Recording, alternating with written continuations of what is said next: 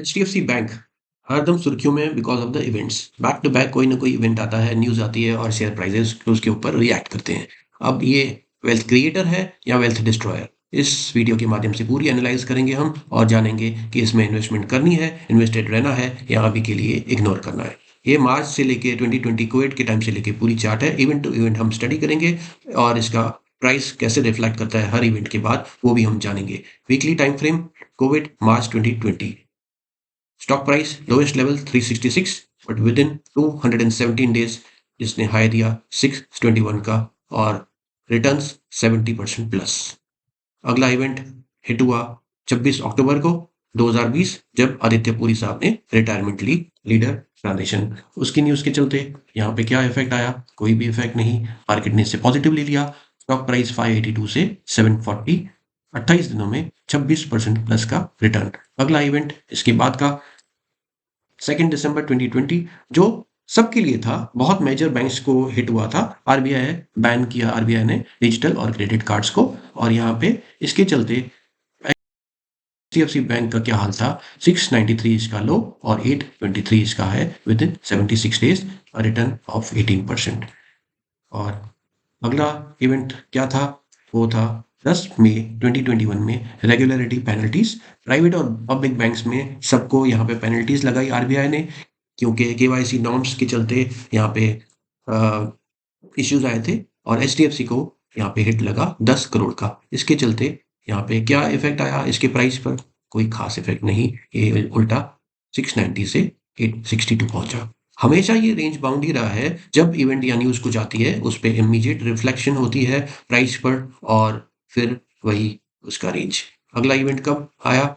वो आया 6 मार्च 2023 को। डेटा ब्रीच का इश्यू आया था, न्यूज़ आई थी। एचडीएफसी बैंक जो इनकी सब्सिडी थी तब के टाइम में 6 मार्च 2023 को उसमें एक इश्यू आया। इसके चलते इसका प्राइस क्या था तब? 790 का, बट फिर से इसने 57 डेज में 10% का रिटर्न और स्टॉक प्राइस हिट्स 868, मतलब यहाँ पे ये भी फैक्टर इन हो चुकी। अगली न्यूज़ जो मर्जर हुआ था, major mega merger HDFC limited और एचडीएफसी बैंक का 1 जुलाई 2023 को। उसके बाद से अगेन ये रेंज बाउंड एज यूजुअल, कोई ज़्यादा असर नहीं। अगला इवेंट यहाँ पे लीलावती ट्रस्ट केस, सीईओ साहब के ऊपर एलिगेशंस लगे 2 करोड़ के। वो हुआ था कब? 26 मई 2025, लेकिन असर स्टॉक पर कोई खास नहीं। लेटेस्ट कल की न्यूज़, चेयरमैन साहब resigns, reason ethical concerns, stock crashes 8%, current market price चल रहा है 785। ये हुई हमारी इवेंट टू इवेंट स्टडी और प्राइस रिफ्लेक्शन। अब हम चलते हैं फंडामेंटल्स पर। Direct profit and loss statement देखेंगे वाई वाई। यहाँ पे रेवेन्यू देखिए आप कैसे massively year on year basis पर ग्रो कर रही है। यहाँ पे कोई भी ऐसा दर्शाता नहीं है साल जहाँ पे कुछ लैग हो, कोई कमी हो। सेम चीज़ नेट प्रॉफिट में रिफ्लेक्ट करेगी, ये कंटिन्यूसली ग्रो कर रहा है। डिविडेंड, हेल्दी डिविडेंड 24% का। बैलेंस शीट, यहाँ पे रिजर्व्स देखिए आप मैसिवली ग्रो कर रहे हैं ईयर ऑन ईयर बेसिस पर। डिपॉजिट्स जो इनका कोर बिजनेस है वो भी एक यहाँ पे ग्रोथ देख रहे हैं हम। फिक्स्ड एसेट्स अगेन ग्रो कर रहे हैं ईयर ऑन ईयर बेसिस पे। इन्वेस्टमेंट्स इसकी देखिए कितनी मैसिवली ग्रो कर रही है यहाँ पे। तो प्रॉब्लम क्या है? फंडामेंटल्स में भी प्रॉब्लम नहीं, टेक्निकल में ये रेंज बाउंड चल रहा है, न्यूज़ आ रही है, फैक्टर इन हो रही है, प्राइस थोड़ा रिफ्लेक्ट कर रहा है उसी टाइम ऊपर या नीचे, लेकिन कुछ खास नहीं।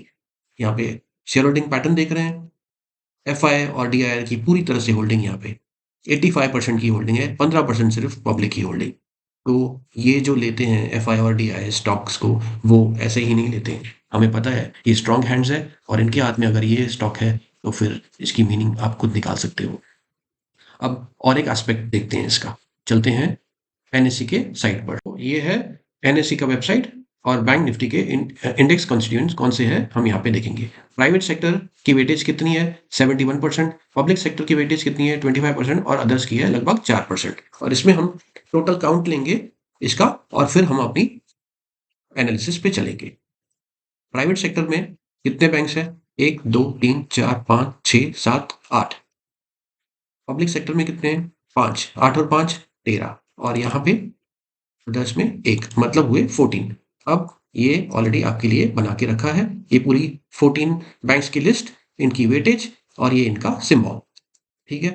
अब यहाँ पे आप एक पॉइंट नोट कीजिए कि सब के सब यहाँ पे जो भी लिस्टेड है 14 बैंक्स, उसमें से सिर्फ और सिर्फ 1, 2 और 3 10% से ज़्यादा होल्ड कर रहे हैं वेटेज। बाकी सब सिंगल डिजिट वेटेज है और सबसे मेजर वेटेज किसकी है? एचडीएफसी बैंक की, विच इज 19.69, मतलब लगभग 20% की। तो मेजर होल्डिंग जब इंडेक्स की एचडीएफसी बैंक में है, अगर बैंक निफ्टी चलेगी तो एचडीएफसी सोचिए कितना चलना चाहिए उसको।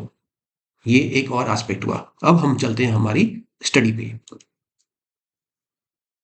ये हो गए हमारे बैक टू बैक इवेंट्स और उसके रिफ्लेक्शन ऑन द चार्ट। अब यहाँ पे हमने क्या ऑब्जर्वेशन की? Nature of negative news mostly operational basis थी, आईटी इश्यूज थे, रेगुलरिटी थी जो आरबीआई के हिसाब से थी, और एलिगेशंस हुए जो अभी तक प्रूव नहीं हुए।